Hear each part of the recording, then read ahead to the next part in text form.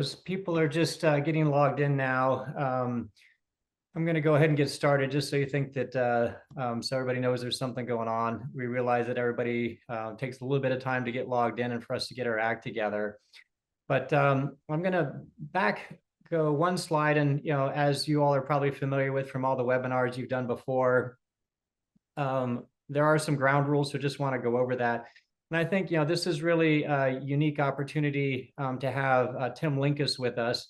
So I'm going to be presenting a case, but really this is an opportunity for us to sort of dig a little deeper into sort of the issues that most of us don't want to face, but unfortunately we're inevitably faced to deal with at some point in our careers when things don't go wrong.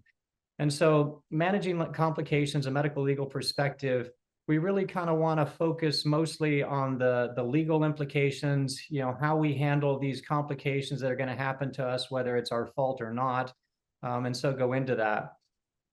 My name is Rick Bransford. I work at the University of Washington, based at Harborview.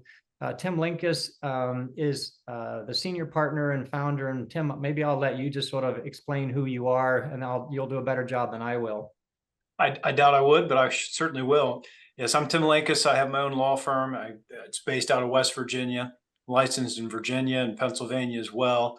And I primarily focus my practice on representing healthcare providers in a variety of settings, not just malpractice cases, contracts, Board of Medicine matters, even in criminal. I've tried 2 cases in federal criminal court for physicians. So I specialize, if you will. I'm not allowed to say that ethically, but my area of concentration is healthcare law. So here's conflicts of interest. None of this should be related to this, and I'm sure any of us would do anything we can to stay out of the legal system and avoid being sued or deal with settlements and stuff. But for full disclosure, this is what we are disclosing. Important to sort of look at this content validation. So just to be clear, from an AO North American side, it's an independent nonprofit surgical specialty, as most of you know. What we are presenting here is not necessarily representing AO per se. We have the opportunity to speak on their behalf, but they're not promoting any type of industry or anything like that. This is clearly for demonstration and teaching purposes only, and to hopefully provide an educational and learning opportunity for all of us. As an overview, this will provide a comprehensive overview for spine surgeons, really focusing on medical legal perspective. Tim's already introduced himself, and so this is who Tim is. He is not a surgeon, but I think this again is a unique opportunity for us for him to reflect on sort of our practice and where he sees mistakes being made. This is sort of our learning objectives. Really want to focus on terminology, and Tim will help us with that because I can't. Identify processes for medical legal interactions when these do occur. Understand the differences between what are expected complications and what's really a failure or potentially legal issue to meet the standard of care that, again, Tim will help us understand a little bit better. Again, a little bit of a prompter. We do a full day-and-a-half course on this as well. This year it will be November 7th and 8th in Tampa. Tim will be there, and a lot of this, well, all of it is case-based or mostly case-based. Tim will have some keynote talks sort of talking about various perspectives, but feel free to sign up for that. And Tim, you've done this 3 years already. Anything you want to say about this or what you will bring to this particular course? Yeah, I would like to talk to this briefly. I have been to many different forums where physicians get together, there's CME, that sort of thing. This is the most unique conference that I've ever been to. And it is surgeons laying open and laying bare their own complications, embarrassing complications sometimes, and an honest, frank discussion among surgeons, and looking at the legal aspects of it as well. Because when you have those complications that are sometimes embarrassing and result in significant injuries to patients, they end up in lawsuits. And how do you handle it from A to Z? And this course does that. It's like none other. I would encourage anyone who has not attended one to sign up and go. You will not regret it. It's fantastic. We're going to talk about some topics that are unique this year, such as social media, texting about patients and messaging about patients and how that plays in a court of law, how that affects your case, because surgeons are doing it more and more. And it is discoverable. It doesn't go away. It's there forever. We have some other interesting topics to talk about. So I would encourage everyone to sign up and come. As far as I know, I don't think there's another opportunity out there that sort of allows sort of this hand-in-hand exposure to the medical legal perspective. And I have learned, in the ones I've been to, so much from just, Tim's tips and ideas, but equally learning from other surgeons in terms of how they handle things. So there is certainly a medical component, but also social, psychological, spiritual, legal. You can kind of run the whole gamut of stuff in terms of how we continue to practice, but also deal with these issues. So put that on your calendar if you can. It tends to alternate year by year, East Coast to West Coast. So this year will be on the East Coast, but a trip well worth endeavoring into going to. Other upcoming events from an AO standpoint, the case consult series will continue. So feel free to snap into that QR code. There'll also be the next webinar will be based on tumors coming up in November. But these are sort of great opportunities we have to engage with some of the experts. So speaking of expert, I guess hopefully I'm not an expert in causing complications, but I want to frame this around a case. This is a real life case that happened at our institution. And so this is really a framework that I think hopefully most of you can relate to, and then we'll get Tim's perspective on it. So here's the case. So this was back in 2011. This patient, who's a 50-year-old male alcoholic, bipolar disorder. On Monday, he has an injury to his neck. Now, unfortunately, I don't have those injury films available, but he was neurointact, had a little bit of numbness. This is per the patient's report when he came to us. And on Tuesday was taken at an outside hospital. And I think, this plays into sort of our medical legal perspective and what we say, what we don't say, but taken on a Tuesday for a C6-7 ACDF, and per the patient was still neurointact postoperatively. So I don't know the reason, but the operating surgeon felt it was relevant to get a postoperative CT scan after the surgery. I think we can appreciate from here that, there's an ACDF done, but if we look at the left side, there's a facet fracture, there's some subluxation of that facet. And if we look at the right side, we can still see that it is dislocated or not properly aligned. The surgeon saw these films. I don't know exactly what he or she was thinking or thought based on this, but decided this is adequate. I'm going to put this patient in a collar, discharge them home 3 days after the surgery, neurologically intact. The patient's recovering well from his surgery. So the question to you, and again, if you can answer this question, our AO staff will help us with this. From your perspective, as you look at these films, as you listen to this story, would you say this meets the standard of care, this is malpractice, this does not meet the standard of care, but is not malpractice? How would you interpret this particular case from what you know of the story so far?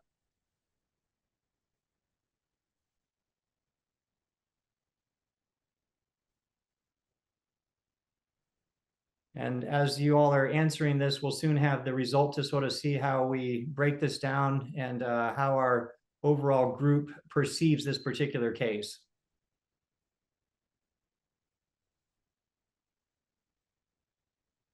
So we see here that about 20% of you thinks that this meets the standard of care, 22% calls this malpractice, and 58% say this does not meet the standard of care, but as of now, this is not malpractice. Tim, what do you think of this?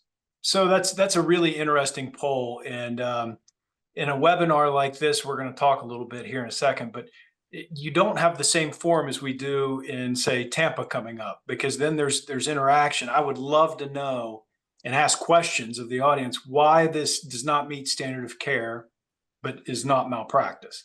And it is interesting that and this is not atypical, by the way, that when you do a poll question like this, there's a difference of opinion. And so this tells me that maybe the standard of care is broad in this area. Some people think, no, this was not the right thing to do. And others say, no, this is okay. And some are saying, this isn't the best you could have done. And really, I'd like to know, and we will get a slide here in a little bit, what the malpractice is for the ones that say that it's malpractice. I'd like to know what it is that does not meet the standard of care. But let's move past that now that we see the result and talk about what the standard of care is, because that is an Let me ask you a important question, Tim. Let me interrupt you briefly. So does these definitions, do they pivot at all based on the outcome, or is it based purely on the day of surgery? So malpractice and standard of care in these terms are always supposed to be prospective looking. So you're not supposed to be looking at the outcome and judging whether or not someone did something correctly in real time. And almost all states have a jury instruction where they instruct a jury who's judging the surgeon that they are not allowed to judge the surgeon with hindsight, because 20/20 hindsight is always perfect. But looking prospectively, you don't know the result. So you have to judge the surgeon in real time with what was in front of him or her and what he or she did at that time to see if it was correct. So right now, the polling audience only saw the repair and the left and the right there on either side, and the hardware that was implanted. They don't know the result, so they're actually judging it in real time. And as you as a lawyer, can you say standard of care, or do you have to have an expert who tells you standard of care? Yeah, great question. So just like any field, you have to have an expert define what the standard of care is. And a lawyer, a layperson, is not an expert. So a lawyer cannot tell the jury. I can argue to the jury in closing that it wasn't standard of care, but I have to argue based upon the evidence. And the evidence comes in through an expert witness. And an expert witness is no different in a medical malpractice case as it is from a legal malpractice case or a CPA malpractice case or a construction case. What qualifies someone to be an expert is their education, training, experience, skill, and knowledge in a certain field. And so the standard of care for medicine is just too complex for lay people to understand. So both parties are required to have strike that. The plaintiff is required, this person suing is required to have an expert to prove his or her case. Now, there are exceptions to that. So for instance, if during this surgery, an instrument was left behind, it doesn't take an expert to tell a jury that an instrument should not be left inside the body following surgery. That is what they call the lay exception. So there are times that a layperson can see that the malpractice is so egregious that even a common layperson using their common knowledge can determine it. But in most circumstances, they need a physician who's qualified to come in and speak to that. So I guess based on what we know of this case so far, obviously 50% of people roughly voted for number 3, but you have an even split between people saying standard of care and malpractice. As a lawyer, how do you know what the answer is then? If you're going to say, whether you're protecting the surgeon or on behalf of the plaintiff, how do you know how to respond to that? That's a great question. And that gets into our next slide, but leave it here for a second. I want to comment on one thing. Number 3 is really not, even though the majority of people selected number 3 is an incorrect statement of law. Okay. And I'm glad we have it in here. This does not meet standard of care, but is not malpractice. If you don't meet standard of care, it is by definition malpractice. So it's sort of a trick question, but it tricked almost 60% of the participants. So the literal definition of medical malpractice is failing to meet a standard of care. But you're saying, well, with the split of opinion, how do we know what the standard of care is? Some are saying it is, some say that it's not. Well, that's exactly what it is. It's just what someone's opinion is. In every court across the country, the standard of care is defined by a surgeon coming in saying what it is or what it's not. And in every case that I have, we have an expert on our side that says it's within the standard of care. And the plaintiff has someone on their side saying, no, it's not. And it's a difference of opinions. And how does the jury figure that out? Credibility. So they look at one expert versus the other. They look at the surgeon himself or herself and see if that person's credible. They look at the credibility of the lawyers and the arguments being made. They look at the literature that's presented at trial. They look at all of that in determining which one has the most credibility, and that's the one they go with. And so that's why when we select experts in our cases, we're very careful about where we are. So again, in say West Virginia, there are different areas. In Colorado, there are different areas. In California, there are different areas. And so you need to know how that expert's going to play in a specific area in front of a specific jury. You get different juries in different areas. So we're very careful about who we select as our expert because we want them to present well. We want them to win that credibility battle. So the standard of care, it's not written in a book. It's not in a policy or procedure. It's literally what someone says it is or says it's not. So Tim, a question here. Does there not need to be harm or injury and the injury was a result of the treatment? Yeah, so that's a great question. So in order to succeed on a malpractice claim, the patient has to prove three things. They have to prove, number one, what the standard of care is. Number two, they have to prove that the surgeon failed to meet that standard of care. And number three, they have to show that it causes an injury. So yes, they have to prove that it caused an injury. There are deviations from the standard of care that occur every day in my practice and in yours. But if they don't cause an injury, they're not actionable. So a jury literally gets to determine what the standard of care is. Was there a deviation and did it cause an injury? And I have tried cases where the jury determined that there was indeed a deviation from the standard of care. But on that next question, they said it didn't cause an injury, even though the patient's claiming it caused an injury. So yes, they do have to prove all three elements. You want to address this, Tim? Yes, I do. Yes, you already have, but. Well, but it's important to understand the definition of the standard of care because every state has a definition and they're all very similar. And it's basically what a reasonable, prudent surgeon would do under the same or similar circumstances. That's basically what it is. And so an expert has to come in and say, I'm familiar with the standard of care. I'm familiar with this surgery. I know how it should be performed. And I can evaluate this based upon my education, training, experience, skill, and knowledge. And I'm qualified to give an opinion. Yes, the surgeon met the standard of care. No, the surgeon didn't, and here's why. And no, we're never going to have, doesn't meet the standard of care, but is not malpractice. The beauty of orthopedic surgery, including spine surgery, is there is sort of a wide standard of care. You know, you can place a pedicle screw and it can be a little bit medially. It can be a little bit medial. And that's still within the standard of care, you know, because that happens from time to time. So is it perfect? No. You know, even if you're using guidance, I mean, sometimes it's just not perfect, but you have a wide variance on where that screw can be placed. So I like orthopedic and spine surgery and neurosurgical spine surgery because you do have some variance there. Now, what that boils down to is simply reasonable care. Literally, the standard of care is to provide surgery that is reasonable. That's it. So we can have all these fancy definitions, but it's reasonable care. And if it is reasonable care, we go back to your question, Rick. What does that mean? And again, it goes back to what an expert says is reasonable or is unreasonable. So you talk about experts, you know, is every spine surgeon who's done training, are they deemed eligible experts?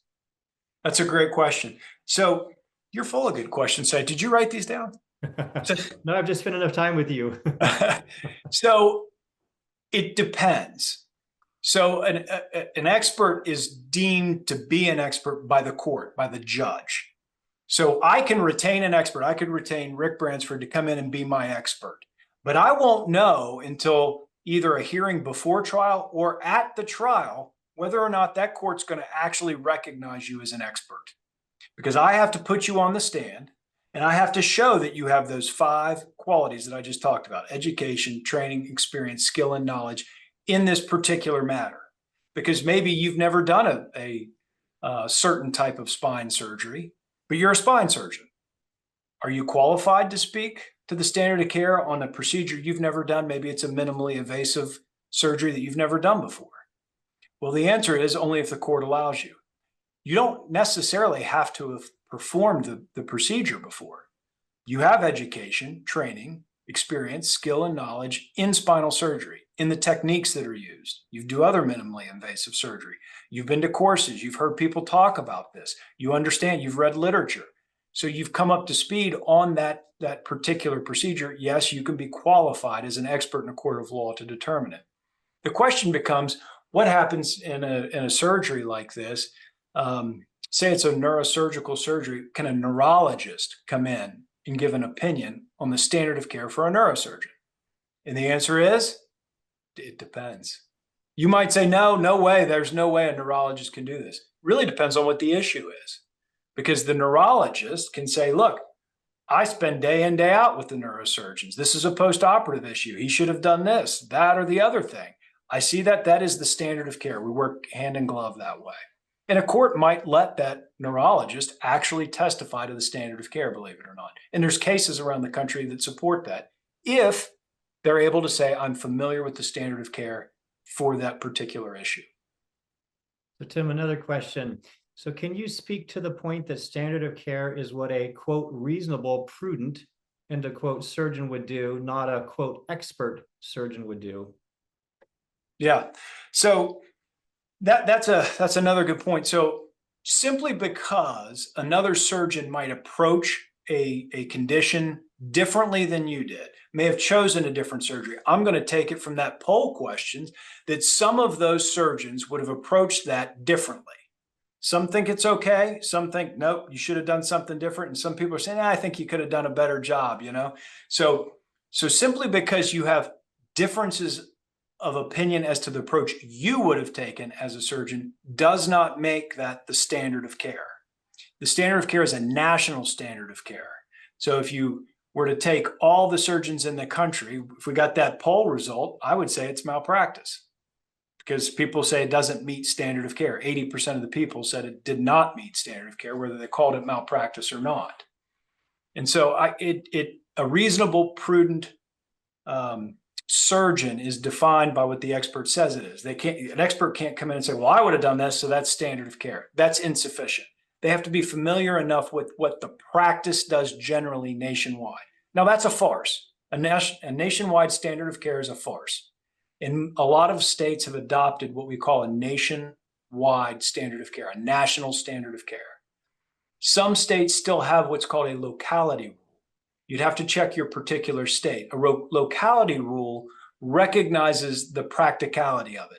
If you're in, and nobody's going to be familiar with this, but if you're doing spine surgery in Beckley, West Virginia, the standard of care is going to be different than at Johns Hopkins. They have different capabilities, different instruments, different supplies. They have different skilled surgeons. There's a difference in the standard of care in a rural place versus an academic center.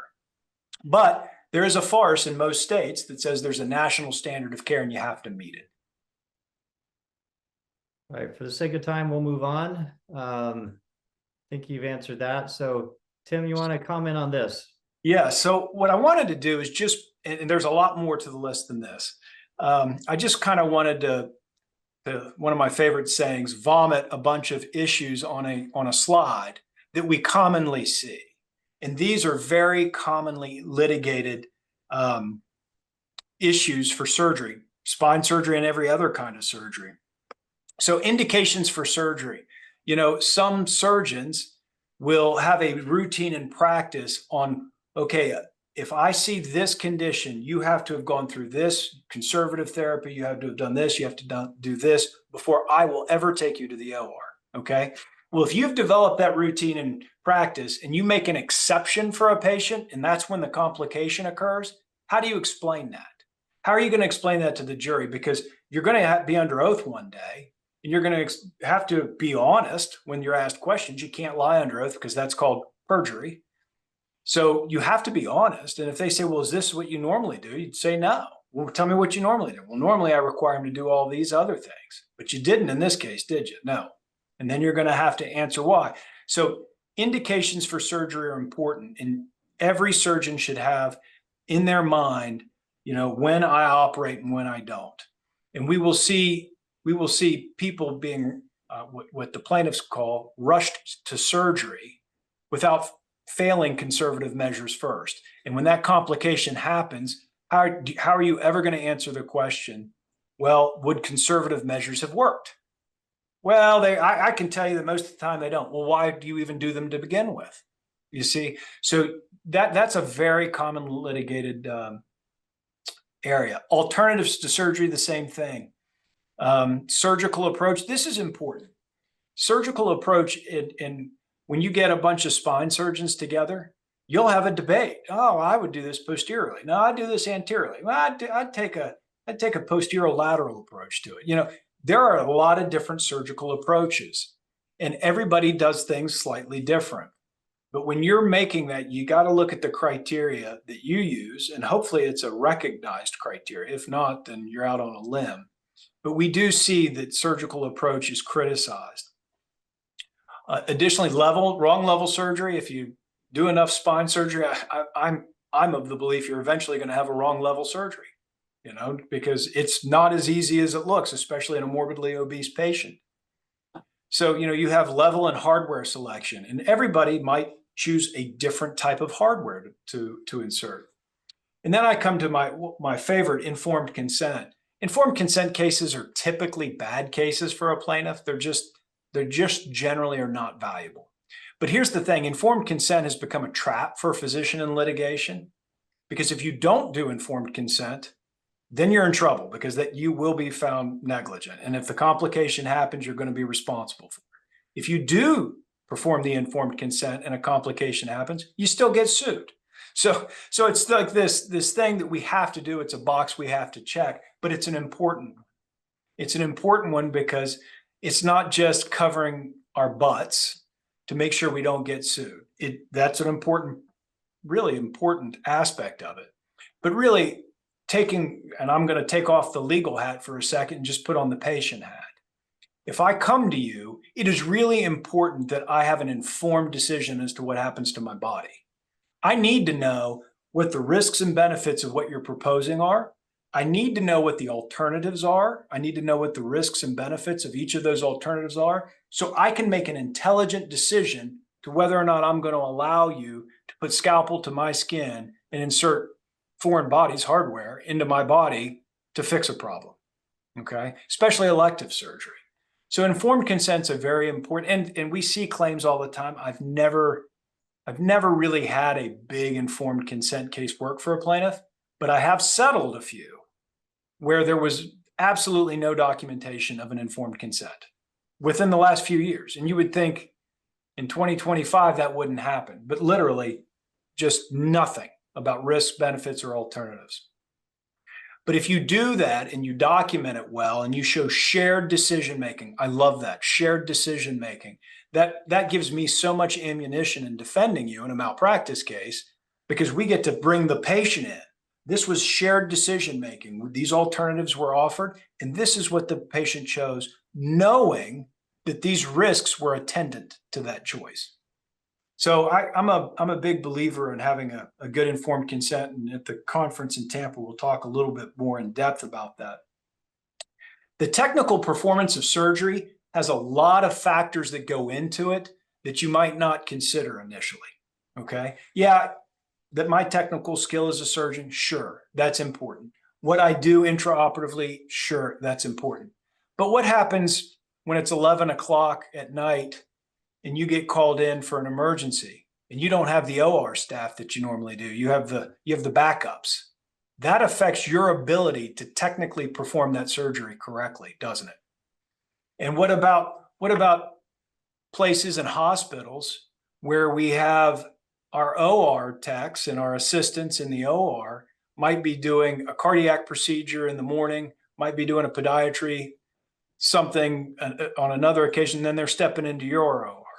But if you have your OR team that you regularly operate with, that helps you out in the technical performance of your surgery. And we do see errors that sometimes aren't the surgeon's fault, but they get sued when they have those people surrounding them that aren't the ones that are there daily. Just like in your teaching institutions, when you have residents and fellows with their hands on the spinal cord doing a delicate surgery, we have mishaps. That happens. And that affects the technical performance. Well, guess what? If you're the attending, you're the one that's ultimately responsible. And you step up and say, look, I was there, I was directing it, but if somebody's hand slips and they make a mistake somehow and they're learning, that's part of training. It's why it's the practice of medicine. So there's a lot that goes into the technical performance of a surgery that we see in litigation.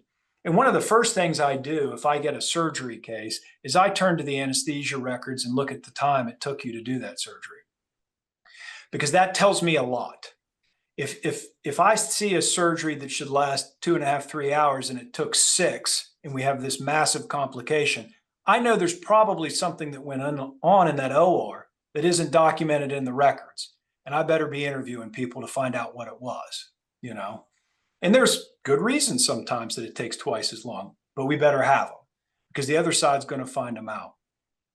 Anesthesia complications, we see those. One of the things, surprisingly, I've had no less than 5 cases over the years where there was an infarct. And the claim is that the patient had a bout of hypotension, and that's what caused the infarct. Well, plaintiff's attorney doesn't like that. They want to say it was from, I don't know, an epidural anesthesia. It was from the surgeon being at that level of the spine, even if you weren't directly there. Something with your manipulation. So we see those types of cases. Another one, positional injuries during surgery can be nasty. I don't know if anybody here has had those, but positional injuries can have significant injuries. Even if the spinal surgery goes well, patients can be blind. They can have brachial plexus injuries. And then you get into a battle of who's responsible for that positioning. Who was responsible for noticing that? Was it the anesthesia team? Was it nursing? Was it the surgeon himself? And there's always a debate, So I like to talk about that. But malpositioned hardware, we talked about that.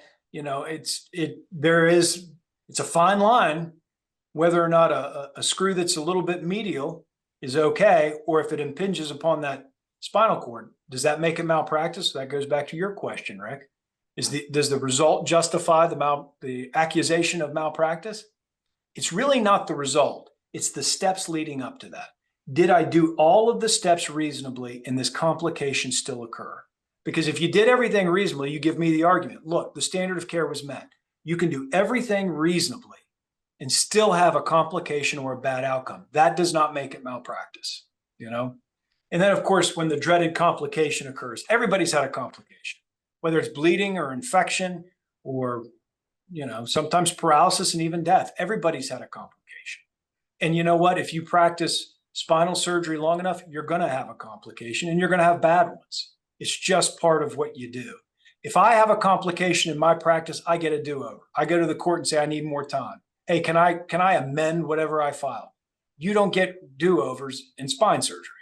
When you're in, it's one and done. Yeah, you can go in and revise surgeries, but if you have a complication that causes permanent paralysis, there is no do-over. That's a complication.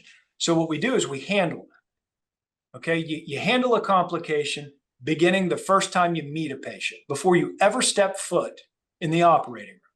And you handle that complication all the way through surgery, on the other side of surgery, and in the post-op visits. And we talk about that at the course. I'm not sure we have time here today, but you handle complications before you ever get into the OR. You establish a rapport with a patient. You tell them about these potential complications. They can be serious, and if they occur, and they will occur in a certain segment of people undergoing surgery, we deal with it. And that way, when they come out and they have it, you could say, remember when we talked about that? Well, it's happened. Now we're going to deal with it. And you sort of lessen the blow. But what we see is untimely diagnoses of complications and untimely treatment. And I once had a physician tell me that he knew that there was a complication and he knew that what he needed to do, but he hoped the patient would get better. And he said, you know what? I always tell my residents hope isn't a plan, but that was my plan that day. That is not a good plan. So the untimely treatment, you all know better than I do, especially with neurologic injuries, that if you jump in and address them, there is a chance for recovery. So time is of the essence. And that takes me to the PACU and post-op issues. You know, it is extremely important. That's your first opportunity if you're not using neuromonitoring. That's your first opportunity to find out what this patient's neurologic status is after the surgery. And if you go in and do a 30-second evaluation, you might miss it. And we have cases like that where someone allegedly didn't go in or didn't spend scant time with the patient and missed it. And the window of opportunity to correct it was lost. So that is a really important opportunity. And again, in the follow-up in the clinic, I know we're using PAs. My daughter's a PA. I get it. They're valuable. Nurse practitioners, valuable in the practice. But this follow-up in the clinic is extremely important for two reasons. One is you as surgeons are better at picking up subtle findings that a mid-level is not going to pick up. And so if you're you have to have confidence in your mid-levels if you're allowing them to do these follow-ups and have them bring anything to your attention that's concerning and you address it. That's one reason. The second reason is you want to continue that rapport with the patient. If I come to you and I see your mid-level and maybe your resident before surgery, I meet you for 5 minutes before surgery, I come out on the other side with a complication and I never get to see you and I continue to see PAs and mid-levels, I'm suing you, okay? But if I have a good rapport with you before and after and you're caring and concerned, you come in, you make the time to say, hey, how you doing? 3 minutes is all you need. That makes a big, big difference. And then finally, the failure to refer. Some complications are outside your scope of practice. So when you see a complication arise or a problem arise that say a vascular surgeon can address, or maybe even a physiatrist, refer them. Don't hide your complications. If you have a complication that another specialist can help you with, make sure you refer them. Burying your head in the sand is never a good idea. So those are just some general overviews. And I hope that was beneficial, Rick. That was great. Let's move on. So based on what little if you had to say there was a deviation from the standard of care, how would you define it? So if you can answer this one, is this a lack of indications? Is this an improper surgical approach? Is this an incomplete or improper level and or hardware selection? Or is this a failure to identify a complication that could have been dealt with? So how would you answer that question?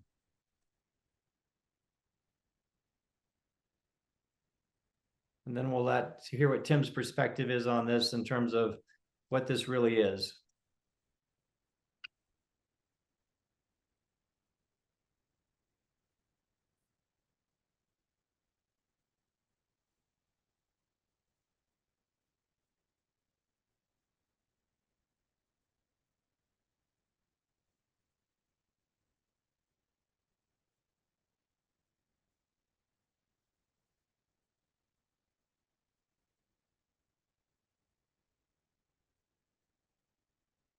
All right, Chris, all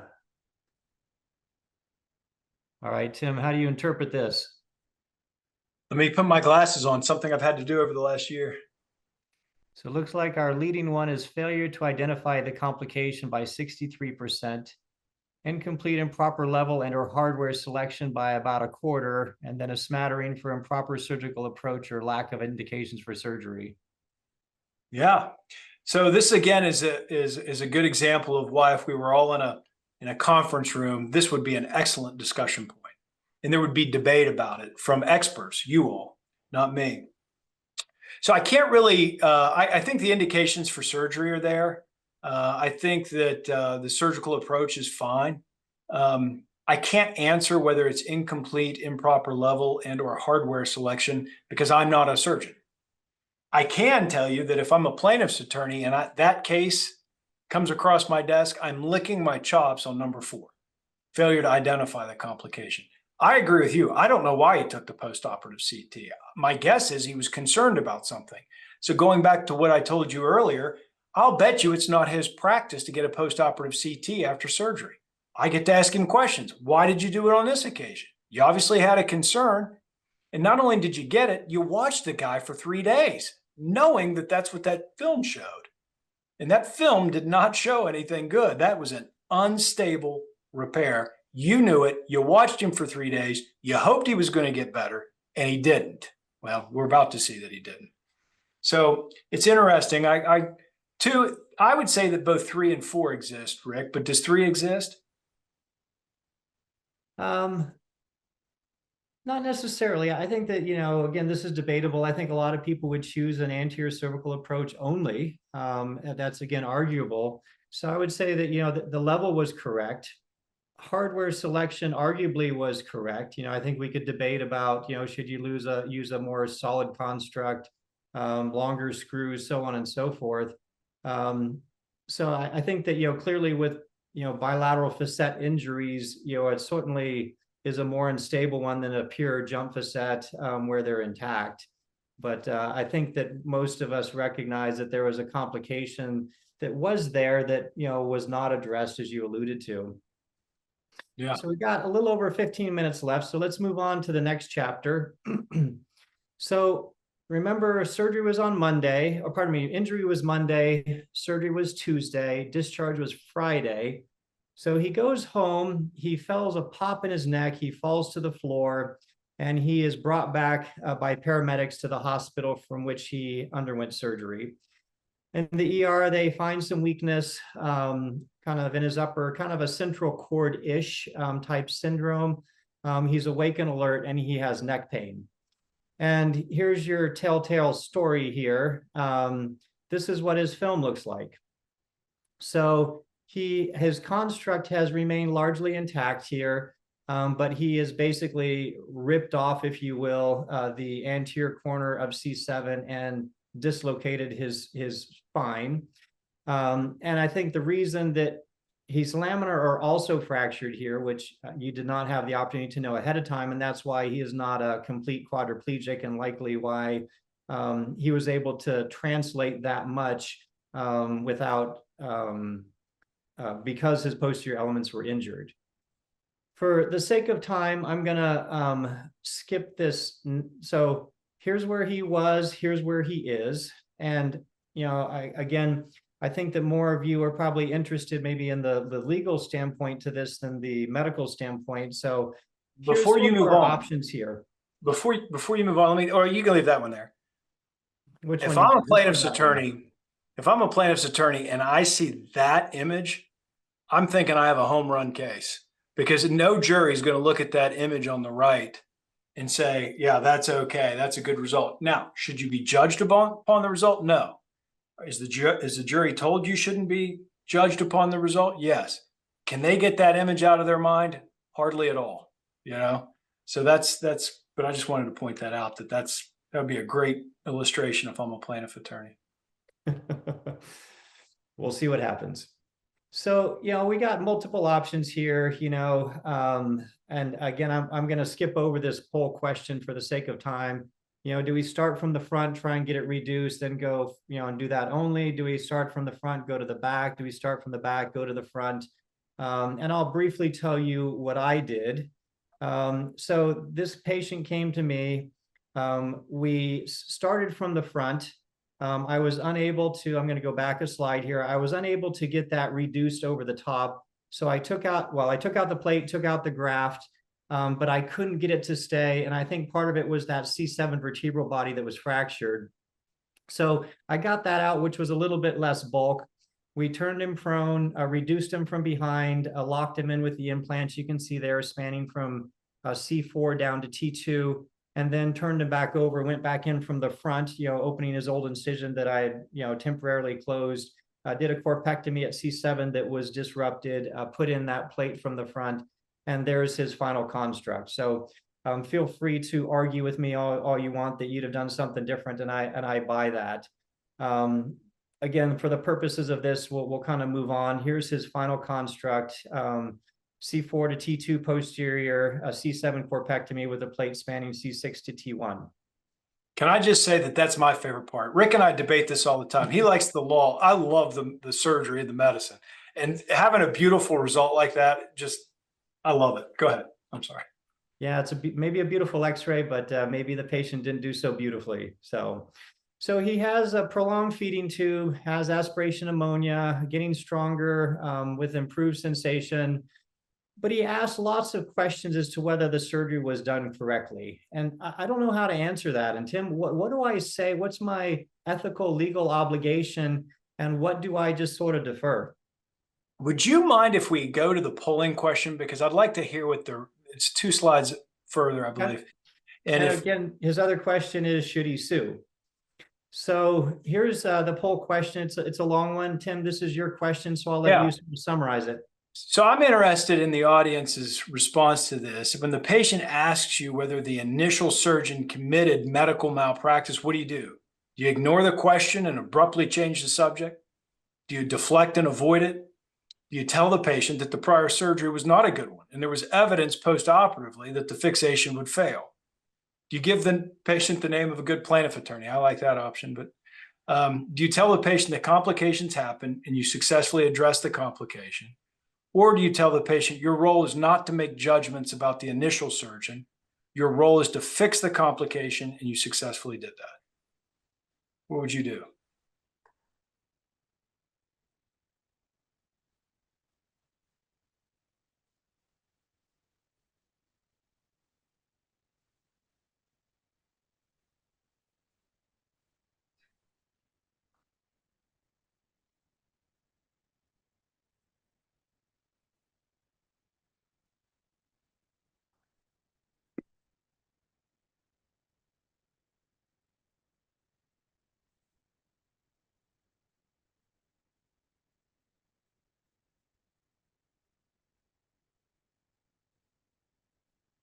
Get those glasses out, Tim. I know, it's bad. Deflect, I like it. We got some deflectors. Tell the patient the surgery wasn't a good one, being honest with them. Tell them that there was evidence and it would fail. We had 4 people there. Give the patient the name of a good malpractice attorney, 0. Tell the patients that complications happen, 32%. Tell the patient your role is not to make judgments, 51%. So this is a complex answer. And I mean that genuinely, because there is no standard answer that you can apply across the board.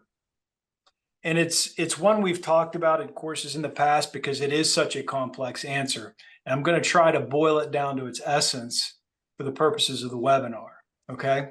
Because there's 2 or 3 different considerations here. First of all, the patient's asking the question, hey, I'm thinking about suing. So you're now going to be a witness. Anything you say orally to that patient's going to misconstrue eventually, because that's what patients do. They have it in their mind. I don't know if you guys know this, but when you tell your patients things, they hear it one way, you're saying it another. That's why you have to be crystal clear. So anything you say to this patient is now going to be repeated in a court of law. And that patient's going to twist it and hear what they want to say. Okay? And that goes to what you document as well. So that's a consideration.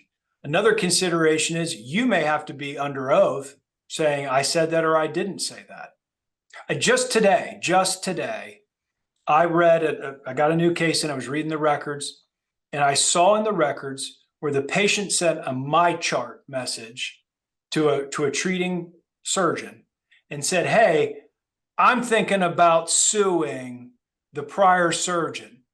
It's ruined my life. I've got a lawyer. It's Mr. Summers, I think was the name of the lawyer. What do you think? And she had to respond. And I was really kind of impressed with her response. I hope your lawyer leads you correctly and tells you the truth. That's it. It was that simple. But it wasn't an oral communication. You know, it's a little bit easier when you're sitting there on my chart. You can come up and have plenty of time. But now they're in your office and they say, what do I do? Or they're in the post-op in the hospital and say, I'm thinking about suing. Tell me about that surgeon. So the considerations are this. If you tell the patient number 3, okay, There was evidence that the fixation would fail and he knew it. Okay. You know that there is going to be a lawsuit and you're a witness. Okay. Now, I don't ever advocate that anybody lie under any circumstances, under oath or not under oath. To your wife, to your children, to your friends, I don't advocate that people lie. I think that's a bad habit. But you don't have to weigh in and give an opinion about someone else's care. You don't have to give an opinion. That is not your job to give an opinion. Your job is to treat the complication. So number 6 is a perfectly fine answer. So there's different levels. There's a spectrum here. And I'm going to talk to you about briefly about your ethical obligations as a surgeon. Every physician who is listening to this has a medical license in at least 1 or more states. You have a medical license. That medical license is governed by a board of medicine called various different names depending on the state and whether it's a commonwealth. But you have a board of medicine. They give you a license. They have the right to take that license away. And every board of medicine promulgates regulations that requires you as a surgeon to report malpractice. If you see a malpractice committed by someone else, you're required to report that person to the board of medicine. As a lawyer, if I see another lawyer committing malpractice or violating the ethical rules, I have a duty to turn them into our ethics board. I see lawyers committing malpractice all the time. I don't think I've ever reported a lawyer. I have reported one.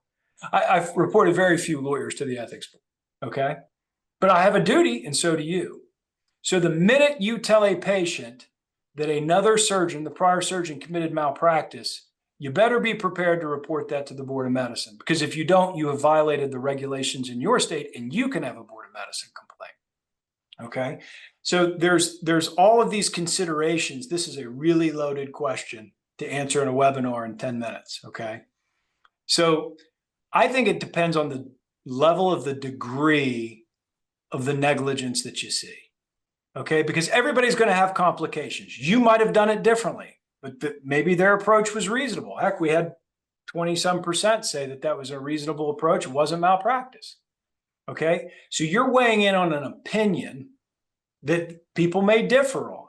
If it's complete malpractice, it's egregious, then maybe you have a duty to say something to the patient. Maybe you have a duty to other patients if there's a surgeon out there who's really, really bad and hurting people. Maybe this is the 3rd time you've seen a complication and they've all been egregious. Okay, so you have different considerations depending on what is actually in front of you.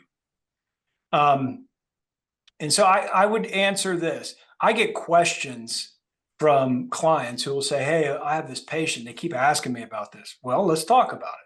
Let's see what the circumstances are and we address it together because I want to protect you as well. You just addressed a really tough situation. I don't know how this patient's going to fare from your surgery. They may sue the initial surgeon and you. And now you've already begun that claim, casting dispersions against somebody else. So I think you got to be careful. I think you got to be careful. I'm not asking you to lie, but really, what is your job? Is your job to criticize someone else? Or is your job to address what's in front of you? And sometimes it does rise to the level that you need to be, hey, that was really bad medicine. But you got to be prepared to go all the way with it. So Tim, let me ask you a question. So, let's assume this was my case from the very beginning. What are the implications of apologizing to the patient in the setting of any complication? If you say, I'm sorry, is that an admission of guilt or malpractice? Or how does that get interpreted in law? So, well, first of all, it's always going to, depending on how you couch it, it's going to be interpreted first by your patient. So before we even step foot in a courtroom, how is the patient going to interpret apology? I have no problem with any surgeon being empathetic to their patient who has sustained a terrible complication to go in, or to their family, and say, I'm really sorry that this happened. This was one of the complications we discussed preoperatively. We knew that this was a possibility. It happens in a certain amount of occasions, and unfortunately, it's happened here. So I'm sorry that it happened here, but we did everything we could. We did everything reasonably. We did everything correct, and the complication happened anyways. And we're going to address it. We're going to address it for you. Can't guarantee the outcome, but we're going to do our best. I have no problem with a conversation like that ever, and that is not taken in a court of law as an admission of guilt. Now, if the patient hears it a different way and says, that doctor said they were sorry because they committed malpractice, well, then you're going to have to deal with that. And I can deal with that. I can deal with that, depending on your capabilities as a witness, frankly. I mean, there may be 100 surgeons or more listening to this. I don't know. And each one has a different personality, and each one's going to present differently to a jury. And some people are able to explain that better than others. That's just a reality. All right, we got about 5 minutes left here. So how would you help us with some of these questions that come up regularly? Maybe not so much for this, sometimes, it is an expected complication. Sometimes it's a mistake, but, what are the documentation mistakes? What are the things that we should or should not say? I think you've talked a little bit about ethical obligations, and do we handle things differently if deposed or this goes to court? Yeah, so I'll try to address some of these things. So the documentation issue, if I'm the subsequent treating surgeon and I wanted to cover my bases because I did have a conversation with the patient, I might document it. The patient asked me about suing the prior surgeon. I told her that we are not here to judge that. We're here to address the complication. That way I've documented it. If it's your complication, okay, the documentation, again, just like the conversation with the patient, begins before you go to the OR. And I know we have dot phrases these days, and dot phrases can be great so long as they are one that can be applicable to all patients. I had a lady surgeon the other day do this beautiful dot phrase that is literally a page and a half single spaced, but it says he/she, and it was just fine. But then it had something about testing that wasn't done in it. And so, dot phrases can be good, but make sure that you use them right. So after a complication happens, I think it's important to document exactly what happens. So, if I had this complication and I recognized it, and let's say that's a bad one because the patient went to another hospital, but let's say I have a complication, I went in and talked to the patient about it. I'm going to put that in the record. Went in, talked to the patient, disclosed the complication, reminded her about how we talked about this in the informed consent, and that it was something that can and does happen even when the surgery is performed reasonably, even though you may not use those terms, but something to this effect, and assured her that we would address it to the best of our ability.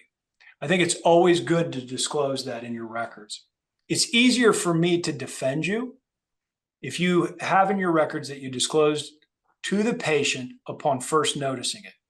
If it first shows up in your records at the third post-op visit that you disclosed it to the patient, or that the patient found out from someone else, even though you had the opportunity to, that makes you look like you're concealing something. And again, it's a credibility battle. I want to win the battle of credibility in front of my jury. And so I can say, look, Dr. Bransford's a stand-up guy.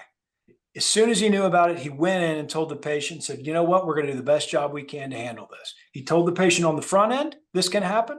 He did all reasonable steps. Complication happened. He immediately told the family and he was on it, and he personally saw this patient. So I'm a favor of more documentation than less, but don't say stupid stuff in your documentation. I've used examples in the past when I've presented to physician groups of things that are in documentation that are just incredibly stupid. It's almost like a stream of consciousness. Don't go in and dictate a stream of consciousness. Be very careful about that. What you say to the patient is you're honest with them. I told you that a certain amount of patients, we do this surgery the same way on every patient, and a certain number across the country are going to have this. You unfortunately have it. Now, I'm sorry that you're having to go through this, but we're going to address it. What you don't say to the patient is, you can talk to the risk manager.